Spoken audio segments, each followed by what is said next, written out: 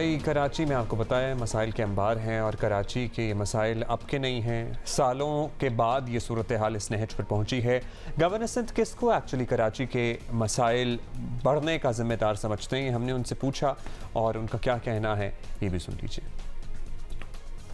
Sir thank you for taking us around the beautiful building of the governors house. बड़ा अच्छा लग रहा है, लेकिन आपके लिए ज़ाहिर है this is a work place, बहुत भारी जिम्मेदारी है। फिर कराची शहर के सिंध के इतने ज़्यादा मसाइल हैं, फिर सर्टनली पीटीआई को लोगों ने वोट दिया, इस शहर को रिप्रेजेंट करती है पीटीआई, उसका भी एक इमेंस प्रेशर होता है। व्हाट डू यू थिंक आज कराची जिस भी हाल में है, और हाल तो अच्छा नहीं है, ये किसी से ढकी छुपी बात नहीं है, उसमें ज़्यादा हिस्सा किसका है? क्योंकि इस शहर ने बहुत सफ़र किया, पीपल्स पार्टी भी उसमें हिस्सेदार है, MQM भी उसमें हिस्सेदार है, पीटीआई तो बिल्कुल ही एक लेटेस्ट फिनोमेना है।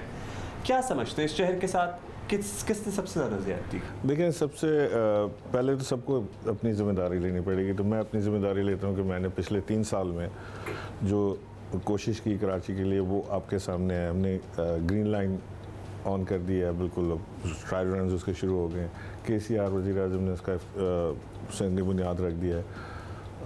ML1 यहाँ पे आ रहा है, K4 के ज़रिए पानी लाने की कोशिश कर रहे हैं। बट प्राइम जिम्मेदारी जो है वो प्रोविंशियल गवर्नमेंट की होती है, क्योंकि 18th अमेंडमेंट के बाद आप एक सड़क भी नहीं बना सकते अनलेस कि आपको प्रोविंशियल गवर्नमेंट NOC दे उसकी।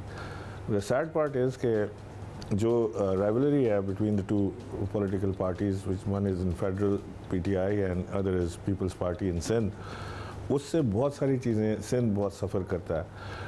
और mostly it is because of the attitude of people's party the provincial government. ये मैं आपसे इसलिए नहीं कह रहा कि मैं I belong to PTI, and मैं आपको इसका बाय एग्जांपल आपको लीड करता हूँ कि बंडल आइलैंड PM साहब ने अनाउंस किया।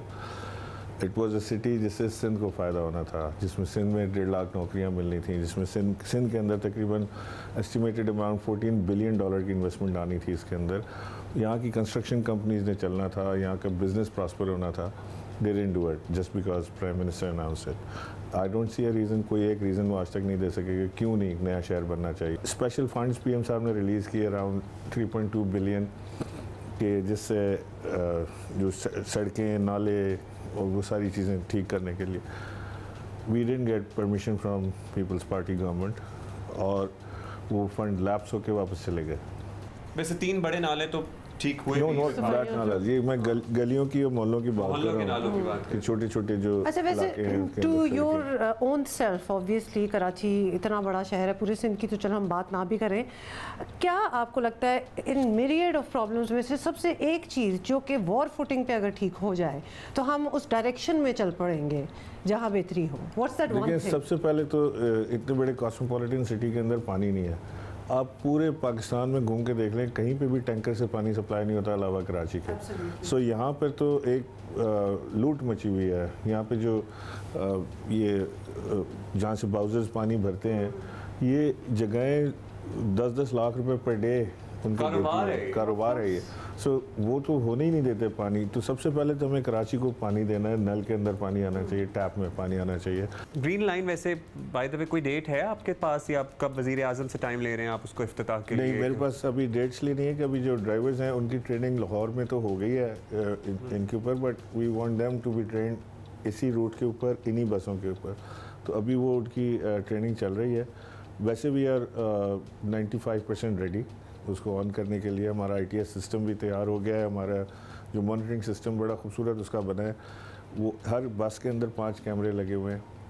So I'll take you for a ride someday. You have we can do that to believe it, because we have been following it, and we would love for it to just happen. You know, quickly. See it to believe it. It's nothing less than any high standard European. I am sure. अच्छा, lastly अब एक शिकवा जो कराची वाले eight times करते हैं वो ये कहते हैं, भाई वज़ीर-ए-आज़म साहब आते हैं, गवर्नर हाउस से होके चले जाते हैं, तो ज़रा कराची वालों से भी मुलाकात किया करें, ज़रा देखा करें जिस हल्के ने उन्हें वोट दिया है उसमें भी ज़रा कभी चक्कर लगा लें।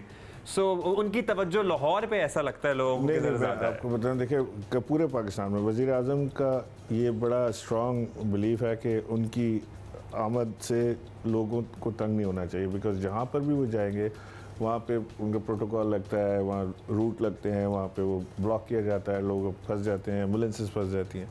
तो he doesn't want to be seen doing that. But on the flip side, लोगों की ये ख्वाहिश है तो खुशी का लेवल आप देख लें कि क्या होगा, और साथ अगर मैं इफ़ आई मे से सो तो वो मुंह भी बंद हो जाएंगे जिनका ये कहना है कि वो आते हैं और कराची को टाइम नहीं देते। जब यहाँ पर आते हैं तो यहाँ पे तो उनकी मुलाकातें होती हैं सारे ऑल सेगमेंट से, लेकिन जाहिर है कि अगर वो हलकों में जाना शुरू करें वज़ीर आज़म तो आप खुद तस्वीर करें। अगर आपको लगता नहीं है वो लाहौर ज़्यादा, वो जाते हैं लाहौर ज़्यादा, लगता क्या है? हाँ वो जाते तो हैं, of course he is very comfortable, naturally Lahore उनका शहर है। लाहौर में शायद काम भी ज़्यादा होता है, जिम्मेदारी भी उनकी ज़्यादा है। ये जियो पाकिस्तान में हमें ऐसी क्वेरीज वगैरह आती रहती हैं, तो लिहाजा हम समझें कि लोगों की एक ख्वाहिश है जो आप तक लाएं। जब सिंध में पीटीआई की गवर्नमेंट आएगी तो पीएम साहब यहाँ ज़्यादा चक्कर लगाएंगे, यानी कि आप हैं 23 में। Are you hopeful sir? I'm positive. We are positive. चले जी, इसी पॉजिटिव नोट पे फिर हम इजाजत ले लेते हैं आपसे। And once again, thank you so much for having us over। और बड़ा ही जबरदस्त एक आपने टूर दिया हमें और ऑफ कोर्स हमारे व्यूअर्स को। Thank you.